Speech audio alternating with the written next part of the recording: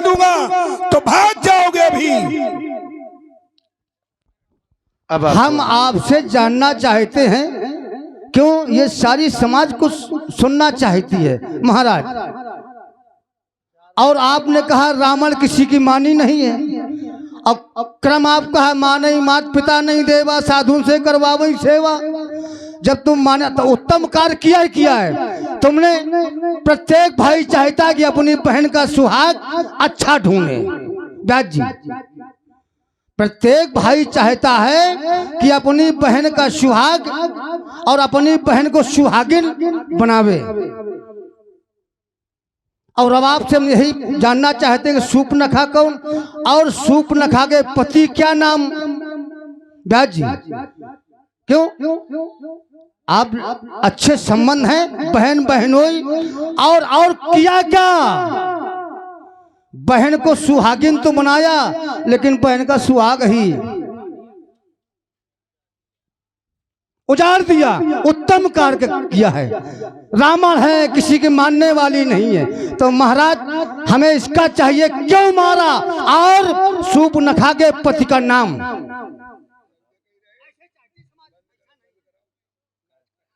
ने कहा हेलो भाई, हमारे सामने कोई खड़ा है और हम रे हो करके बोले, अच्छी बात नहीं है। रावण भी ज्ञानी है ना। तो रावण अनुचित बोलेगा तब बोलेगा जब तुम बोलने पर बेबस करोगे, नहीं ऐसे नहीं बोलेगा। श्री रावण जी, आप कह रहे हैं कि सूर्पनखा की बात कह रहे हो ना। सूर्पनखा मेरी बहन है, और चाहे मेरी बहन हो या कोई भी हो, जब मूर्खता करेगा तो उसे दंड अवश्य मिलेगा, चाहे जो भी हो।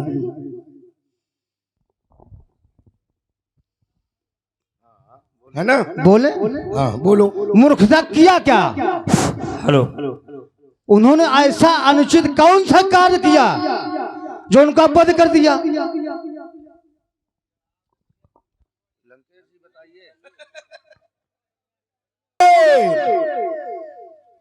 सभा से भाग जाओगे जब रावण अपने अस्त्र उठा लेगा।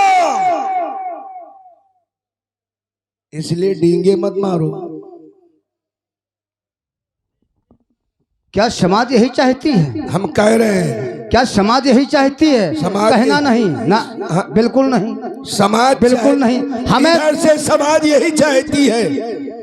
अब देखिए मेरा क्रम, आपसे पूछा सूर्पनखा बहन बहनोई, और बहनोई का नाम भी जानना चाहा, लेकिन कहीं को इनके बहनोई का नाम था विद्युज्जिह्वा। विद्युज्जिह्वा, और इनसे वो बलिष्ठ था, इनसे वो, और उनके सामने इनकी चलती भी नहीं।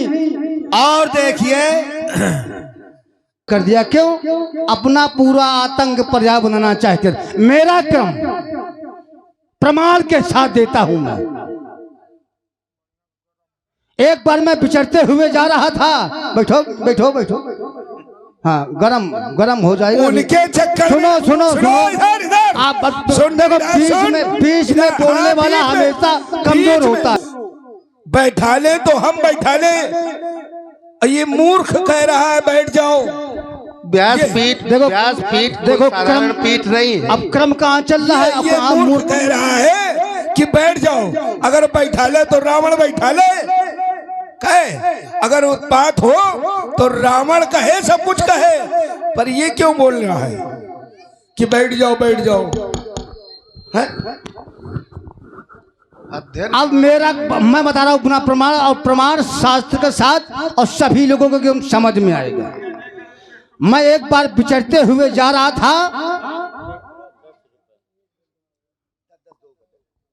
अपना क्रम चालू रखिए।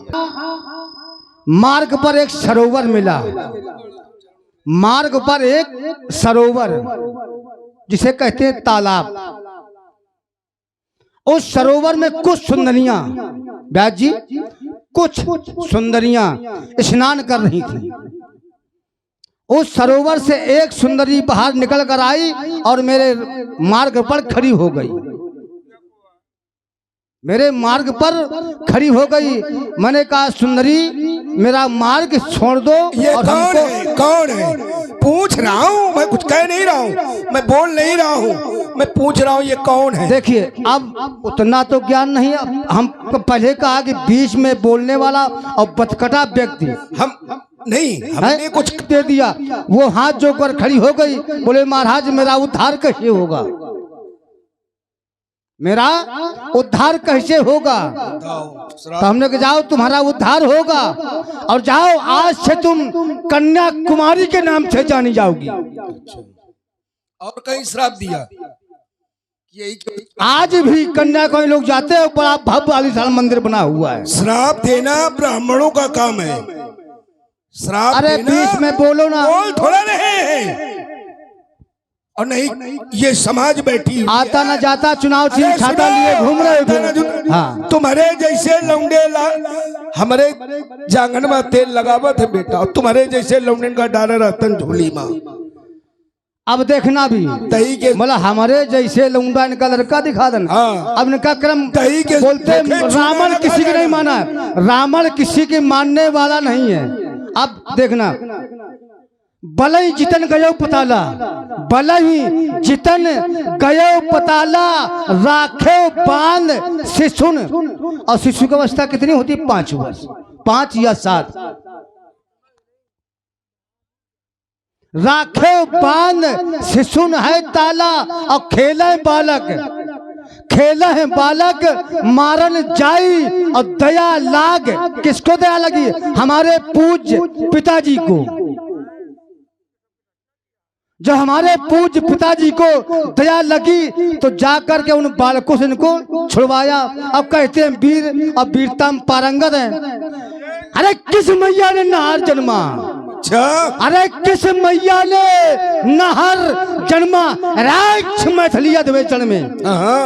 यदि आज मैथिली अधिवेशन में नहीं धनुष खर्चन होगा, अब आज अजगव का खंडन होगा। अब आज अजगव का खंडन। अरे रक्त पियासी रंजन दी, अरे रक्त पियासी कंचन होगा है? हम सुन रहे तुम्हारी, कह रहा कंचन होगा है? और ये बार बार कह रहा मैंने श्राप दे दिया। श्राप देना ब्राह्मणों का काम है। अच्छा इनका काम थोड़ा ना है। विश्वामित्र जी कौन थे? नारायण सोया करता है क्षीर सागर में। मैं सारी समाज के सामने मैं दोनों हाथ उठाकर स्वीकार करना चाहूंगा। महाराज जरा देखो ऊपर से नीचे तक जितना हम धरती, अरे सुनो देखो, हम आपके क्रम नहीं बोलते के ऊपर है उतना ही नीचे है बेटा हमारा। हाँ। देखो यहाँ समाज जो बैठी हुई है, जब आपका क्रम चलता है हम शांत रहते हैं, और जो हमारा क्रम चले तो आपको शांत रहना चाहिए। रावण कहाँ ना बोल जाए। और सुनो, बार बार रावण के लिए कह रहे हो महाराज सुनो। हेलो महाराज, अरे श्रीमान जी, अच्छा बोल लो। ब्राह्मण 4 वेद 6 शास्त्र 18, महाराज इनका भी उद्धार होना है। देखो है, इनका भी उद्धार होना है। और महात्मा दधीच की आत्मा बताएं किस अंग में है, प्रभावित है इसमें, इसमें समाहित है, इसमें समाहित है। सुनो, आया है सो जाएगा। राजा रंग फकीर, कोई सिंहासन चढ़ गया, कोई बांधा गया जंजीर। तो फिर विरोध कैसा है? तो बातें सहयोग करते। सुनो इधर हमारी बात सुनो। अब जब नहीं, इसमें हमें महात्मा दधीच की आत्मा हम किस अंग में प्रभावित समाहित है? क्या और किसी विधा से विवाह नहीं हो सकता है? जरूरी है कि नहीं इसका ही खंडन हो? इसका प्रमाण देंगे हम। शांत बिल्कुल। जिस समय सीता 6 वर्ष की थी, सीता 6 वर्ष थी और वाम अंग से उठाया और लेपन किया। आप कितनी उम्र की है?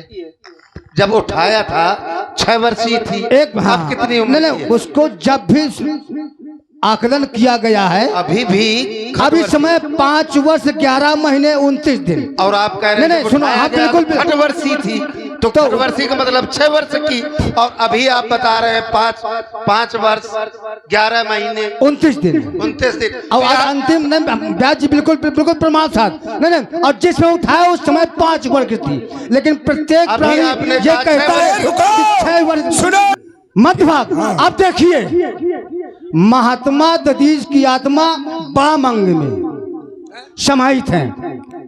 कोई लिखित बताइए, यहाँ से लिखित बताओ और नहीं वाम अंग, ये बिल्कुल पहले सुनो। अगर और इनका भी उद्धार होना है, यहाँ से इनका प्रमाण भी नहीं दिया, उद्धार होना है। यहाँ से तूने प्रमाण नहीं दिया तो फिर क्या होगा?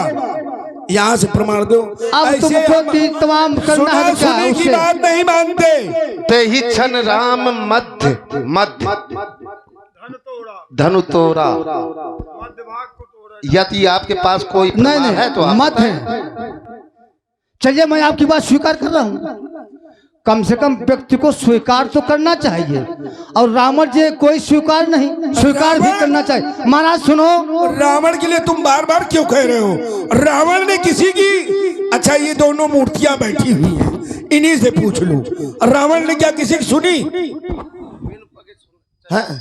नहीं, रावण ने अगर किसी की सुनी हो तो तुम्हारे जैसे लौंडों की सुने हम हैं? तुम अब देखिए यहाँ बच्चे हो, अब यहाँ के बच्चे, अब लौंडे हैं अब बच्चे हैं, और सामने कौन खड़ा है? हम स्वतंत्र लोग, बलपुत्र बाणासुर। ऐसा नहीं है, रावण सुन भी सकते हैं, नहीं क्योंकि रावण नीत नहीं सुन सकते, अनीत सुन सकते हैं। ये अनीतिवान है, नीतिवान नहीं है, धर्मवान है। क्योंकि रावण स्वतंत्र है ना, अगर अनीत को ना अपनाएंगे, बुराई को करवाऊंगा। अरे बरसाओ बंगारे नभ से 10 कन्हर, अरे बरसाओ बंगारे नभ से 10 कन्हर। आग लगा लेना, उत्पात मचा लेना जी भरकर, उत्पात मचा लेना जी भरकर, धनुष खंडन रुकवा लेना। अरे दुर्दशा बनाकर 10 कंधर, अरे दुर्दशा बनाकर 10 कंधर मिथिला से मार भगा दूंगा। अब मैया केसकी को मैं तेरी, अरे मैया केसकी को मैं तेरी करुणा का रुदन रुला दूंगा, जौहर जोर दिखाऊंगा, प्रण पूर्ण विदे करवाऊंगा। हाँ, तुम कैक्सी की बड़ी याद कर रहे हो, कोई रिश्तेदारी है क्या? हमारी घरवाली की बड़ी चिंता है तुमको, है? हाँ, घरवाली की बड़ी चिंता है। अच्छा करो, यहाँ न लड़ो। एक मिनट। अच्छा अब तुम लड़ोगे किससे? लड़ोगे किससे? कोई हो नहीं। अगर ब्याज जी एक मिनट, इसके बाद श्रीमान जी को मत कहना हाय हाय कुछ कर ना पाया बाणासुर बलशाली का। अगर अकेले डर लगता हो, अगर अकेले डर लगता हो तो लंका गढ़ खबर भेजा दो। इंद्रजीत बेटा बुलवा लो, अस्त्र शस्त्र वो भी मंगवा लो, फिर मत कहना हाय हाय कुछ कर ना पाया बाणासुर बलशाली का। कह के निकल चलो मिथिला के बाहर, निकल चलो मिथिला के बाहर, खुली तुम्हें चिरौती है बेटा, समझे? आओ चलो, निकल चलो बाहर आओ।